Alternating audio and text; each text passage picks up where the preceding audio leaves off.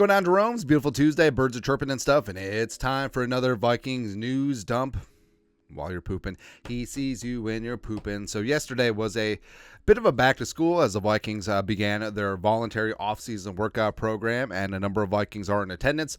Not Justin Jefferson, but no big deal. But also coming across the river, it's Aaron Jones and saying hi to Victor the Viking in the Zubaz pants. And it looks surreal, right? And also, it's fantastic because you know that this pisses Packers fans off.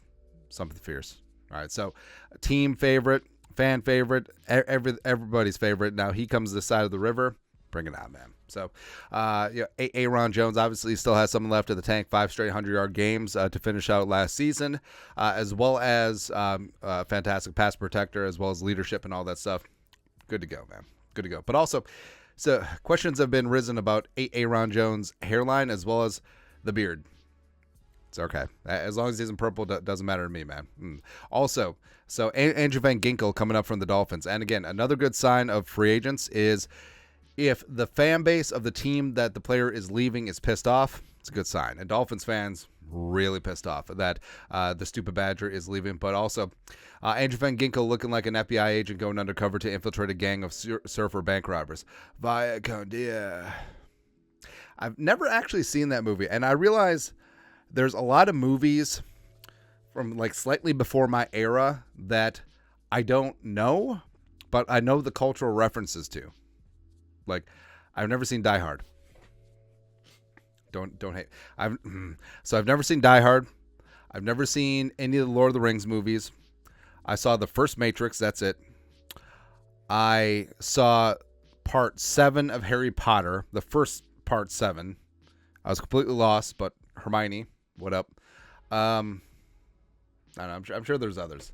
Like, I don't know, man. Just like sometimes, like if it doesn't strike my fancy, I'm out. Like it's no Rounders. It's no The Town. It's no The Martian. It's no Minority Report. That was a good one. No, anyways, doesn't matter. But Point Break, never saw it. Never. Apparently they remade Point Break 2. I hear it was bad. That's all, man. Something that's also neither good nor bad. But Tom Pelissero, NFL Network. The Patriots are having dinner with Michigan quarterback J.J. McCarthy last night, and will host him on a visit Monday in Foxborough per sources, actually 2 days ago.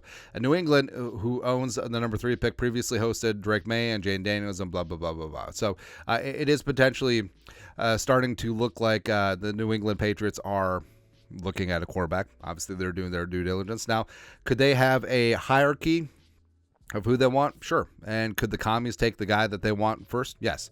But also, I think that there is a world where McCarthy goes 2 or 3. And that means that beep, bop, bop, oh, boop, Daniels or May would fall out of the top 3.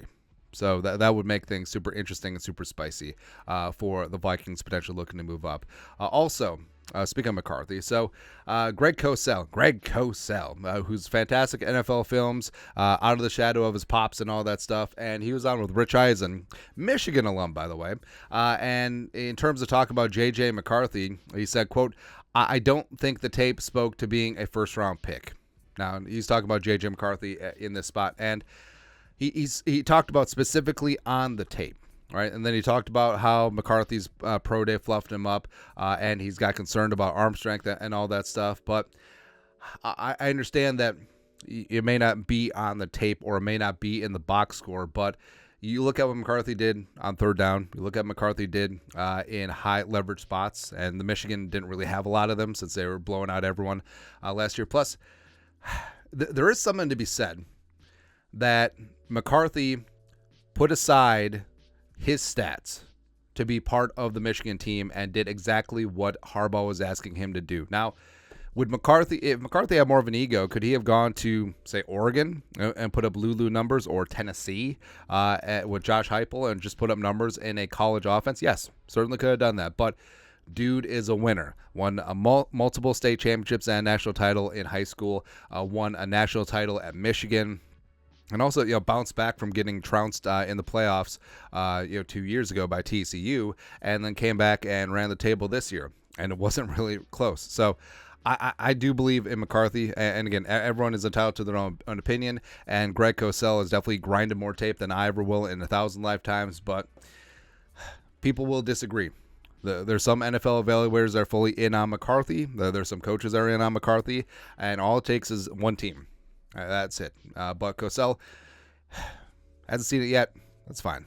That's fine, man. Speaking of quarterback spots, so a best landing spot for a rookie quarterback. You got the Bears at 1, you got the Commies at 2, you got the Patriots at 3, and you got the Vikings at 4. Also, I don't know what's up with the Vikings brown logo. I don't know, but obviously the answer is the Vikings, right? And the Vikings are an interesting spot because of the competitive rebuild that Kwesi's put the team through, and they've cycled through some of the older veterans and some of the larger contracts, getting them off the books, and everything is set up. You have an offensive-minded head coach in Kevin O'Connell. You have one of the best quarterback coaches in the league in Josh McCown. You have Justin freaking Jefferson, the best receiver in the game. Jordan Addison, one of the best young receivers in the game. Hockinson, when he gets back, is tight end 3, and he's not 3. Darisaw O'Neal on the rest of the offensive line. And then also a great defense growing and showing on the other side of the ball. Plus, you got Aaron Jones and Ty Chandler behind you. So that's pretty damn good. Also, the fact that Darnold is there, I actually think is a benefit for the rookie quarterback because it doesn't mean that he's going to be thrown into the fire before he's ready. And also, Kevin O'Connell, you know that he just going to take it nice and slow. And beyond, it's a whole of, a rookie's got to earn his stripes, the whole Zimmer thing. Kevin O'Connell understands the development of a quarterback. He understands that confidence is a big deal, and he understands that if a quarterback gets shelled right away, that could inhibit his growth as a quarterback. So, I mean, the Vikings are in the best spot because when Williams goes to the Bears, he's starting day one. Like, they're talking about his backup might be Tannehill. Sure. And he has to be the savior. Like, he has the entire weight of 100-plus years of Chicago Bears football and terrible quarterback play on his shoulders. Ain't going to work out. And the Patriots, you still have the specter of Tom Brady. You have a spoiled-ass fan base who's demanding perfection. And also, I mean, the roster is not very good. And also no Belichick. But other than that, you're in a good spot. Plus, with the Commies, I mean, yeah, new GM and Peters, a new ownership of Magic Johnson and company. Dan Quinn is there. He's fine. Cliff Kingsbury's your OC. You got Scary Terry, but talent-wise, I mean, Washington is kind of scattershot at this moment in time. Also, of these 4 teams, only the Vikings have an offensive-minded head coach. Now, you might say, well, Belichick is an offensive-minded head coach and it worked out. Yes, that's fine. But also, Belichick is a better offensive mind than a lot of offensive coordinators out there.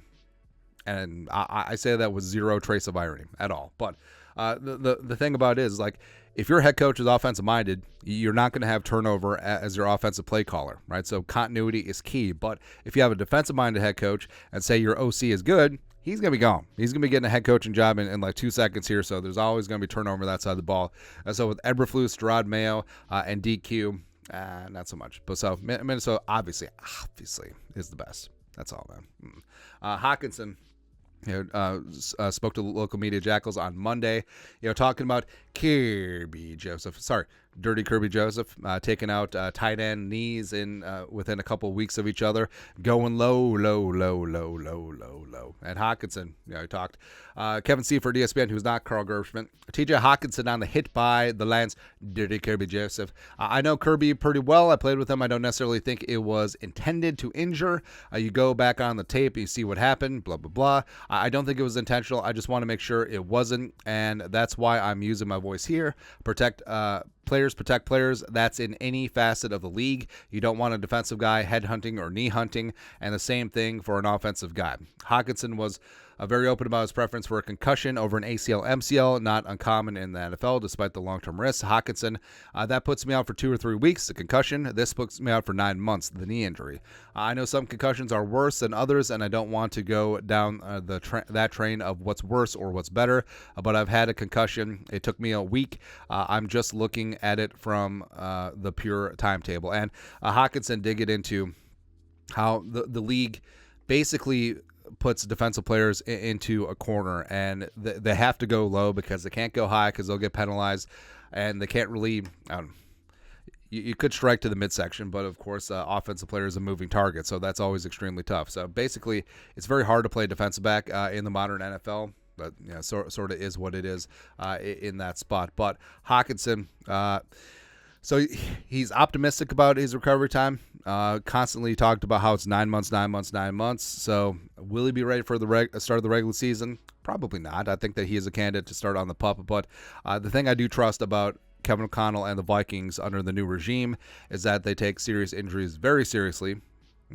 and that they're not going to bring a guy back before he's ready to go. So everyone all in on Johnny Munt as fantasy tight end 1 for a month or something like that. Speaking of the draft coming up, so age gets talked about a lot. So if there's 2 close prospects and the measurables, whatever, the projections are pretty close, age can be a tiebreaker as you're going to go with the younger prospect. Now, age factors in for a couple of reasons. Number one, the age of if the player signs a second contract during that time frame, where if you have an older prospect like 23, 24, they could be on the physical downside of their career after during that second contract, whereas they could still be in the thick, THICC, if they're a younger prospect, 20, 21, 22. And also, generally, players have their peak physical years at around 24, 25. Now, do you want that at the beginning of the rookie contract when the player is just starting to get his feet wet, or do you want it to be in year 3 or 4 once the player's been in the system, been integrated into the squad, and then hits their physical peak, and you get the best years out of them, even though that could wrap up at the end of the contract, and then you got to pay them, but that's the name of the game, right? But forget who did this up, but how age factors into each active GM's draft picks. So they went by the average age of the draft picks that the GM has selected. Now, Andrew Berry, Kwesi's former boss and mentor with the Cleveland Browns, is the youngest in the league at just shy of 22. Prospects, especially, so generally what's going to happen is like first and second round players are going to be generally, 3-year players, so 3 years and done. So they're going to be 20 in some occasions, 21, 22. All right, but then you get a mix of early declarees as well as super seniors, especially given the COVID year of 22, 23, 24 year old players, right?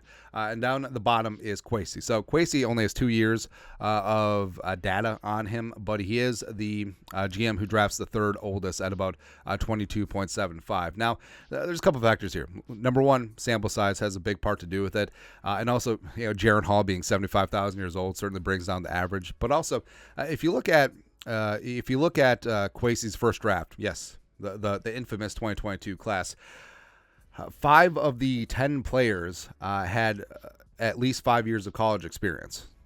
All right, so Ed Ingram was at LSU for a number of years. Caleb Evans was at Tulsa and then had a year at Mizzou. Asazio Tomomo redshirted, then had 4 years with the Gophers.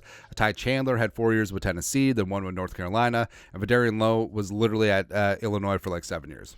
All right, so that does add in. Now, could you say that, hey, younger players are better?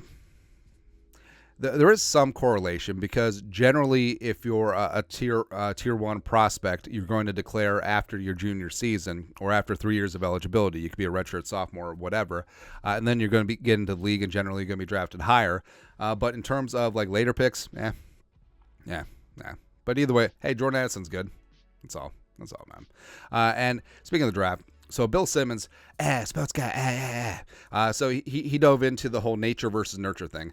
It's hilarious that everyone spends so much time, energy, resources figuring out the NFL draft, and yet this recently happened. 2018, Baker, Darnold, Josh Allen at 7, Josh Rosen at 10, Lamar Jackson 32.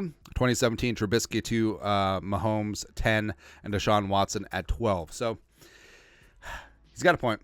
He does have a point where, especially at the top of the draft, I mean, a lot of people see the number 1 overall pick as the ultimate luxury, but there's a lot of pressure. You got to get that right, and if you don't, you're going to be second guessed to Kingdom Come, and you're going to see the guys behind you that you didn't draft, watching them succeed. You're probably going to get your ass fired, and it's tough. It's tough, man. But 2018, so Baker going to Cleveland. Baker wasn't terrible in Cleveland. Yeah, that's what people don't realize. That Baker, was he number 1 overall pick? No.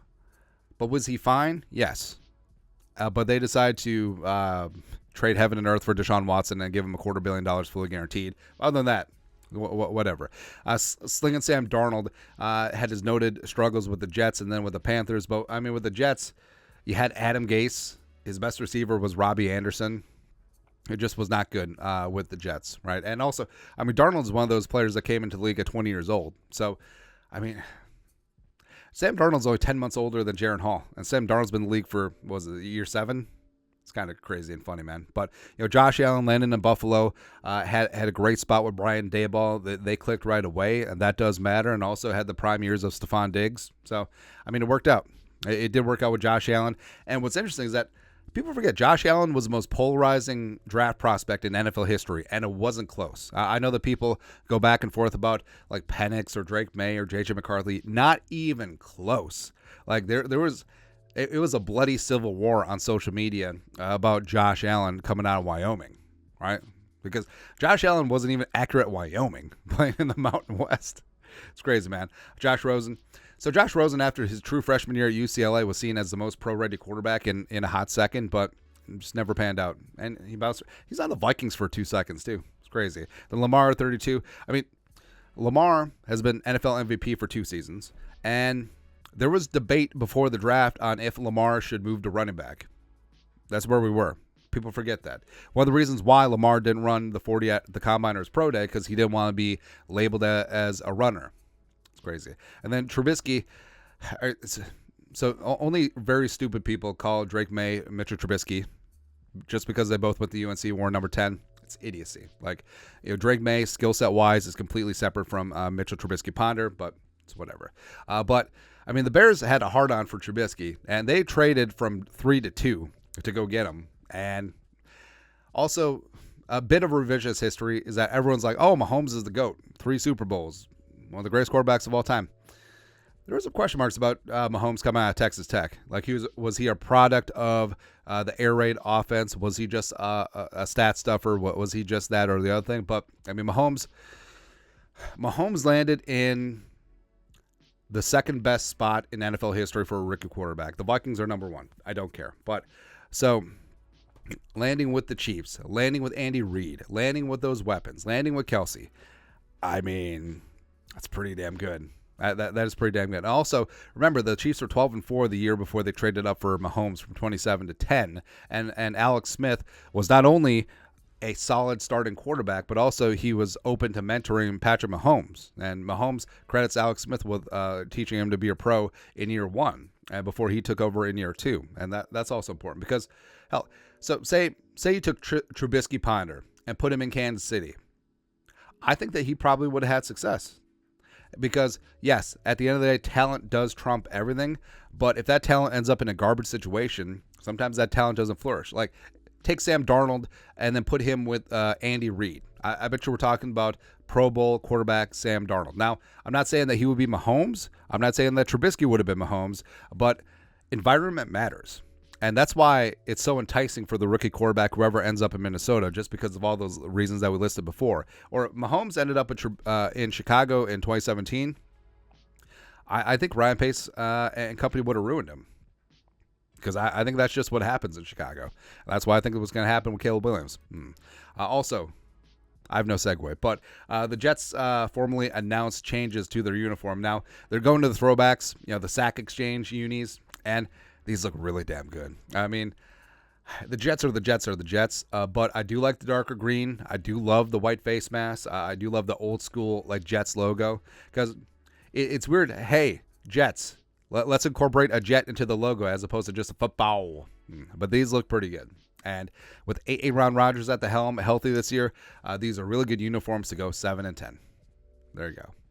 Also, not to be outdone, is the Jacksonville Jaguars, who came in as an expansion team from back in the day. Also, I mean, props to the Jaguars and Panthers expansion teams because I remember, I don't know how. So they came to the league when I was like 8-9 years old. I just remember having a ton of Panthers and Jaguars loot. I don't know where it came from. I don't know how we acquired it. I just remember having a Jaguars wall clock, which was fantastic, like Panthers pennants. I had like a Jaguars hat that was awesome. I don't know where it came from, but they were just marketing the ish out of it. And not gonna lie, when the Jaguars and the Panthers, both in their second year of existence in '96, both made the AFC title game or the conference title games, I was rooting for an all second year expansion team Super Bowl. Didn't work out. But the Jaguars, I mean, the Jaguars back of the day, we're badass. I mean, talking about our guy Keenan McCardle, talking about Jimmy Smith, talking about Fred Taylor, Mark Brunell, Tony Baselli when he was healthy for a hot second. They were good, man. You know, Tom Coughlin before he won Super Bowls. They were good. So Jaguars are wearing throwbacks this year. These look good, man. Now, you could go all the way back when it was like the long Jaguar logo versus just the head on the side. But, I mean, Keenan McCardle made these uniforms look good, man. These are fantastic. Also, we need to talk about Natron Means. This is an elite aesthetic that has never been copied. Like, this is us as a peak society right here. So Natron Means, the pride of North Carolina, come on and raise up. Played for the Jaguars and the Chargers. So he had the dark face mask, big time shoulder pads for a running back. I think Natron Means only like 5'9". And then also, he had the old school Nike gloves. I'm surprised that he didn't have the Newman gloves, but it looks good. Also, Tony Baselli in the foreground. God, we used to be a proper country. That's right. Jacksonville Jaguars. It looks like it was in Buffalo too. Mark Brunell handing off to Natron Means. The Jacksonville Jaguars are bringing it to Bills Mafia. I don't even think they were called Bills Mafia at the time, man. But either way, I think it looks good. I think the Vikings should come up. The Vikings should wear the Bud jerseys full time, even though they're 0-2 wearing them. I don't care. I don't care, man. But that's it. Extended Vikings news done for this Tuesday. You guys are the best. You know what to do. Skull production value.